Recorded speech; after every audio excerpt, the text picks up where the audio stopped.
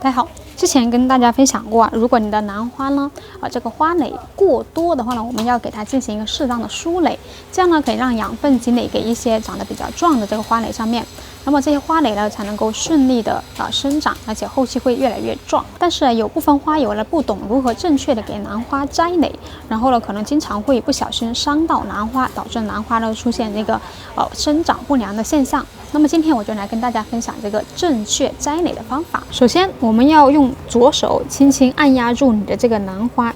这个兰丛的一个根部。这个时候呢，主要是为了不让它松动，因为我们可能拔的时候呢，可能会导致你的兰花直接连根拔起，所以我们先要用左手把它按住才行。然后在右手捏紧你的这个要拔掉的这个花蕾，然后我们大概向外，就是向外面，然后